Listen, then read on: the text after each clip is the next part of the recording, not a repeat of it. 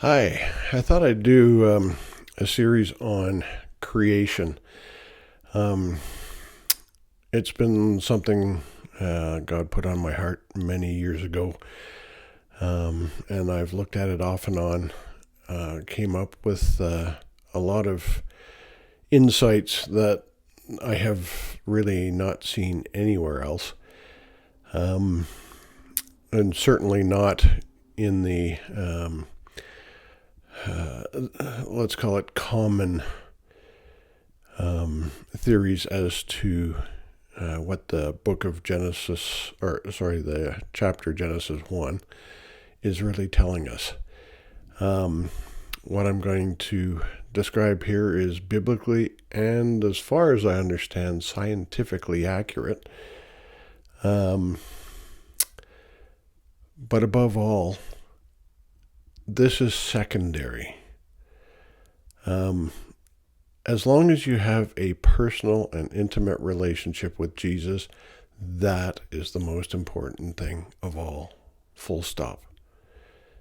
Creation and everything else, we can have an intellectual discussion about it.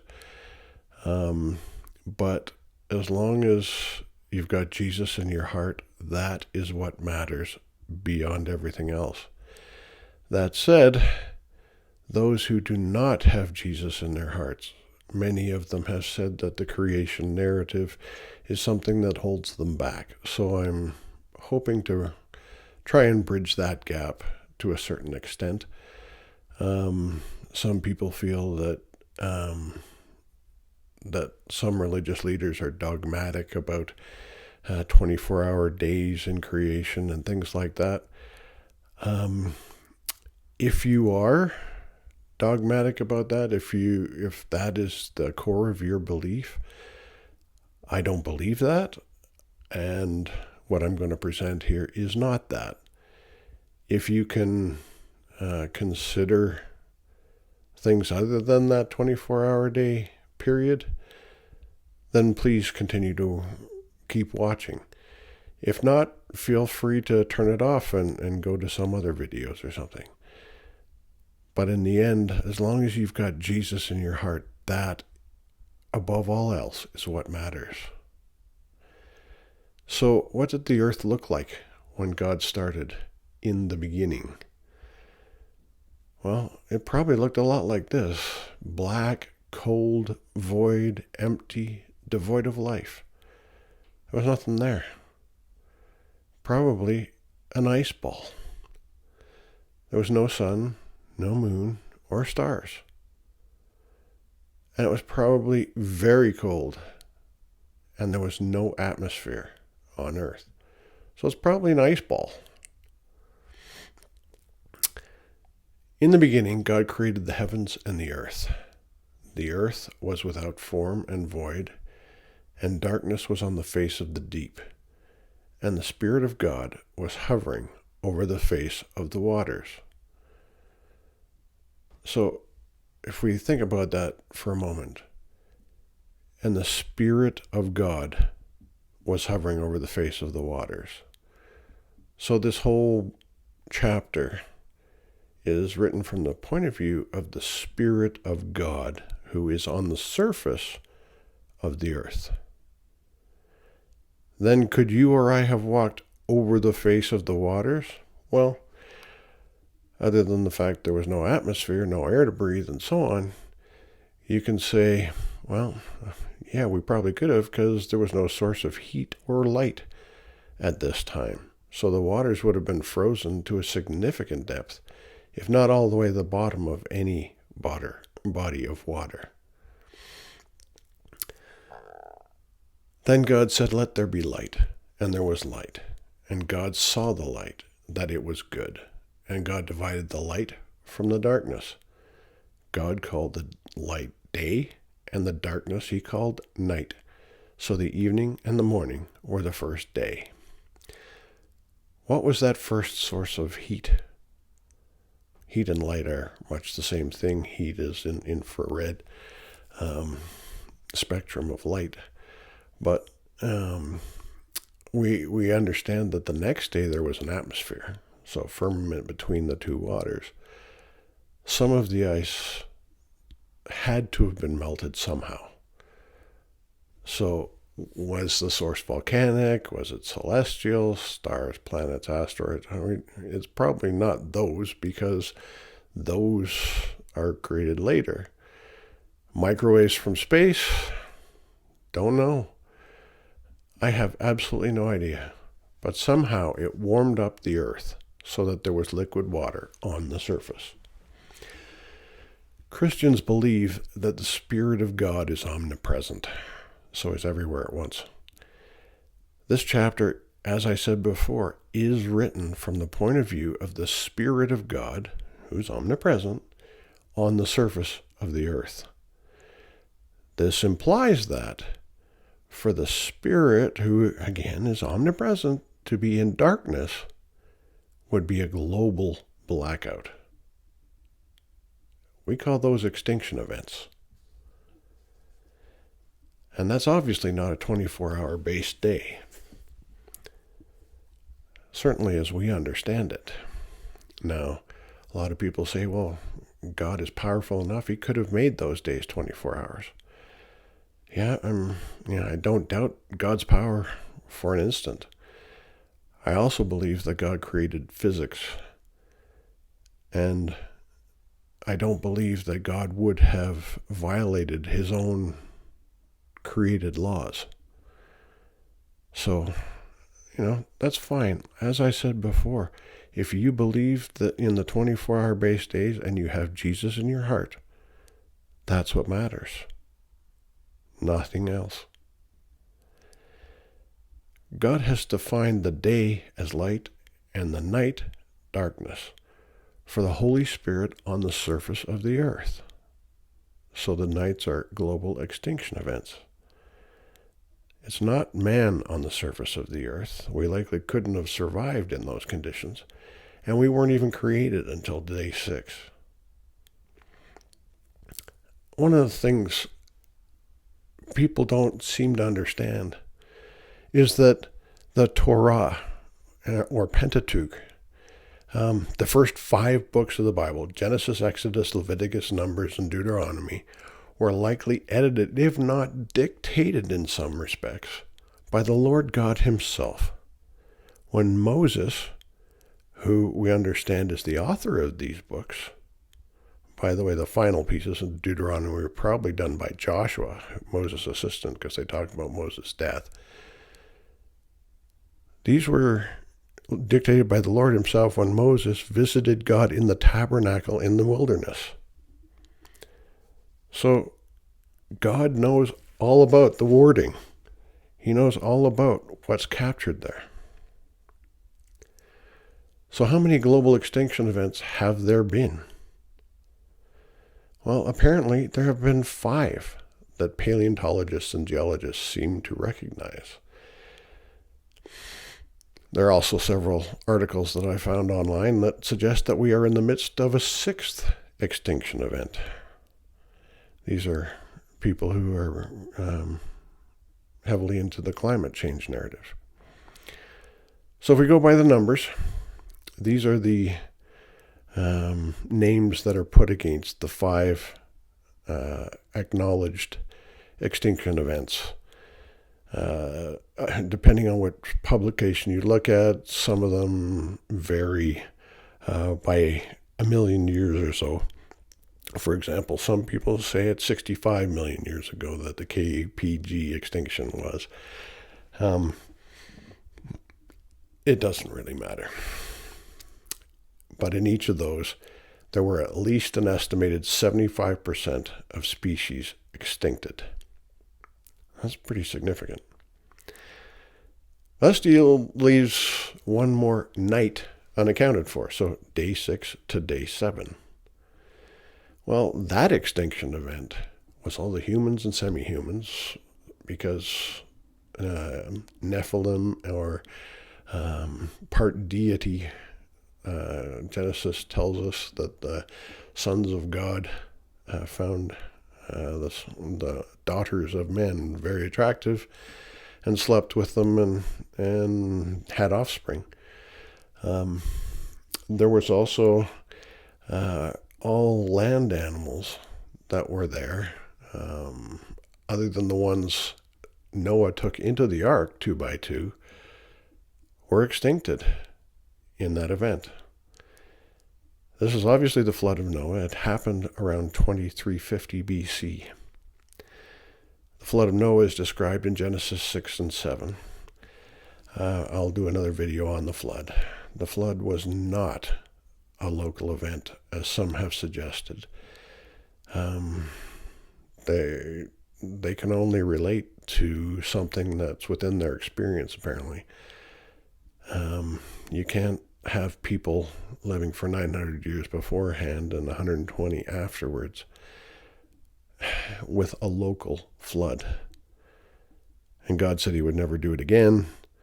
So it has happened again. So are these people realizing they're calling God a liar in that respect? That would never happen. So, and where did all the water come from? How did people live for 900 plus years and so on? I'll get into that in another video. How does that stack up against the fossil record? Well, I think what is described in Genesis 1 for each day are the things that God has kept from that time that we can experience today. In other words, he took what he decided was good and he kept that for the world that he was preparing for you and me. For example, light equals day, dark equals night. We have land and plants, sun, moon, stars, birds, fish, and so on. And then we came along. It seems like most of the theories that scientists come up with for these extinction events have some relation to climate change, and the existing species could not cope with the change that may or may not have occurred. In other words, was it always climate change? Was climate change the answer? It seems to be something that's front and center in our world today.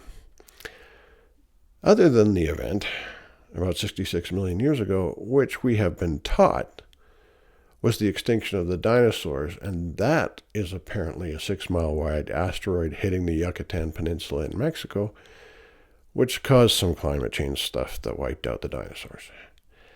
So, again, you would think that the asteroid hitting the Earth was the cause, but scientists have come up with a whole bunch of stuff, much of it I don't understand, that they feel wiped out the dinosaurs.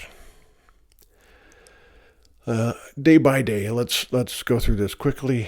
So 4.7 billion is what scientists are estimating is the total age of the Earth at the moment, up until 440 million years ago. So that's a 4.3 billion year day, let's call it. Then God said, "Let there be light," and there was light. And God saw the light, that it was good. And God divided the light from the darkness. God called the light day, and the darkness he called night. So the evening and the morning were the first day. What caused that extinction event? Scientists debate it. And I have a bit of a scientific background, and I have no idea how they can answer this one way or another. I give them credit for trying. But theories include glaciation, leaching of heavy metals, gamma rays from space, removal of CO2 from the atmosphere. There may have been many others, but those are ones that I have seen in various articles. Day 2, that was from 440 million to 365 million years ago. So about 75 million year day. Then God said, "Let there be a firmament in the midst of the waters, and let it divide the waters from the waters." Thus God made a firmament, and divided the waters which were under the firmament from the waters which were above the firmament. And it was so. And God called the firmament heaven. So the evening and the morning or the second day. So it seems like an atmosphere was created on this day that separated the waters on the surface from the waters above the heavens. Some scientists think a decrease in oxygen levels in the ocean caused this extinction event. Others think it was volcanoes, which one might understand, or certainly I would see as a reasonable hypothesis for what could have created the atmosphere via gaseous emissions. It seems there was still no agreed consensus among scientists as to what caused this extinction event. Day 3, 365 million to 253 million years ago, so that's a 112 million year day. Then God said, "Let the waters under the heavens be gathered together into one place, and let the dry land appear." And it was so. And God called the dry land earth, and the gathering together of the waters he called seas. And God saw that it was good. Then God said, "Let the earth bring forth grass, the herb that yields seed, and the fruit tree that yields fruit according to its kind, whose seed is in itself on the earth." And it was so. And the earth brought forth grass, the herb that yields seed according to its kind, and the tree that yields fruit, whose seed is in itself according to its kind. And God saw that it was good. So the evening and the morning were the third day. Apparently, almost all previously existing marine and most land-based species were wiped out in this event. Scientists call this the Great Death, in terms of the amount of species that were wiped out. We still have seed-bearing trees and plants, as well as grass and so on. So, and we have dry land and we have seas. So, maybe I'm not that far off in my belief. So day 4, 253 million to 201 million years ago, that's 52 million year day. Then God said, "Let there be lights in the firmament of the heavens to divide the day from the night, and let them be for signs and seasons, and for days and years, and let them be for lights in the firmament of the heavens to give light on the earth." And it was so. Then God made 2 great lights, the greater light to rule the day and the lesser light to rule the night. He made the stars also.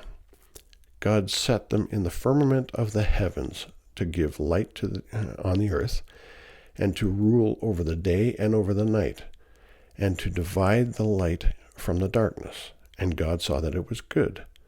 So the evening and the morning were the 4th day. Incidentally, these pictures are from that article that I showed you the web page for at the beginning. So, sun, moon, and stars. And these are signs for seasons and for days and years. Now, astronomers believe that our sun is much older than the Earth. Some believe that the Earth came out of the sun, was just spit out. I don't agree with that, because we've already had 3 extinction events on Earth prior to us being around the sun. Now, seasons in a celestial sense implies orbit around something, because seasons are a repeating pattern. So to have a repeating pattern in space, we have to be orbiting something. So prior to this, we didn't have seasons, so we weren't orbiting the sun. This tends to suggest that perhaps the Earth was wandering through space and was captured into the sun's orbit in a very similar orbit to our moon. I'm going to do another video on that. Incidentally, if you talk to any rocket scientists, they'll tell you that to create a stable orbit, there has to be a collision in nature. a lot of those rocket scientists would, some of them, I guess, forgot about that when they sent probes to the moon or to Mars, which crashed into Mars. Basically, for man to create a stable orbit, we fire retro rockets to slow down so we don't crash into things. But in nature, you can only create a stable orbit with a collision. Now, Earth coming into orbit around the sun, it's a stable orbit. We do know that there's an asteroid belt between Mars and Earth. I can't say one way or another whether that is from us hitting something or anything else.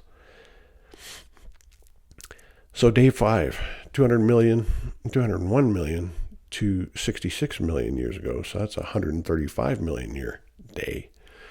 Then God said, "Let the waters abound with an abundance of living creatures, and let birds fly above the earth across the face of the firmament of the heavens." So God created great sea creatures and every living thing that moves, with which the waters abounded, according to their kind, and every winged bird according to its kind. And God saw that it was good. And God blessed them, saying, "Be fruitful and multiply, and fill the waters in the seas, and let birds multiply on the earth." So the evening and the morning were the 5th day. Now many question the Bible's creation narrative because it doesn't tell us where dinosaurs were in that timeline. Well, there are many articles in paleontology that suggest that dinosaurs have bone structure very similar to that of birds. So perhaps this would be the place that they were. Obviously, the 66 million years ago thing where they were killed off, that according to my extinction event hypothesis, that makes sense. However, as I mentioned earlier, I believe that the contents of the days that are listed in Genesis 1 are the things that God has kept for us that were good on each of the previous days. Dinosaurs aren't with us anymore, so they wouldn't be listed if my belief was correct. Day 6, 66 million years ago to the flood of Noah, 2350 BC. It's about a 66 million year day. Then God said, "Let the earth bring forth the living creature according to its kind, cattle and creeping thing and beast of the earth, each according to its kind." And it was so. And God made the beast of the earth according to its kind, cattle according to its kind, and everything that creeps on the earth according to its kind. And God saw that it was good. Then God said, "Let us make man in our image, according to our likeness. Let them have dominion over the fish of the sea, over the birds of the air, and over the cattle, over all the earth, and over every creeping thing that creeps on the earth." So God created man in his own image. In the image of God he created him. Male and female he created them. Then God blessed them, and God said to them, "Be fruitful and multiply, fill the earth and subdue it. Have dominion over the fish of the sea, over the birds of the air, and over every living thing that moves on the earth." And God said, "See, I have given you every herb that yields seed, which is on the face of the earth, and every tree whose fruit yields seed. To you it shall be for food. Also to every beast of the earth, to every bird of the air, and to everything that creeps on the earth, in which there is life. I have given every green herb for food." And it was so. Then God saw everything that he had made, and indeed it was very good. So the evening and the morning were the 6th day. Science has found, or archaeologists, paleontologists, and so on, they have found bones of Neanderthals and so on that they feel are hundreds of thousands of years old. So, that day being 66 million years long, that does make sense to a certain extent. So prior to that, obviously, God had made the Neanderthals, the Nephilim, as well as the descendants of Adam and Eve, up to and including Noah, his wife, Shem, Ham, and Japheth, and their wives. So day 7 is the flood of Noah, 2350 BC, until now. Genesis 2, 1-3 says, "Thus the heavens and the earth, and all the host of them, were finished. And on the 7th day God ended his work which he had done. And he rested on the 7th day from all his work which he had done. Then God blessed the 7th day and sanctified it, because in it he rested from all his work which God had created and made." Now the day 6 to 7 transition is the only one that we know of that is specifically told to us, where God facilitated the survival of selected species. Obviously, man and the animals that were in the ark with Noah. He facilitated their survival directly. I'll end it there for today. Obviously, I'll have other videos that contain more information that back up a lot, everything that I've said pretty much, and take it a little bit further. There'll be one on the moon and another one on the flood of Noah, amongst others. I hope this has been interesting for you, and I, as I say, I'm hoping to reach those who didn't have a predisposition to not believing the Bible. The Bible is true. Everything in it is true. The first 5 books specifically were placed in front of God himself. So they have to be true. I'll leave it there. God bless you. Go in love, for love alone endures. Go in peace, for it is the gift of God to those whose hearts and minds are set on him. Go in safety, for you cannot go where God is not. Go with God. Thank you.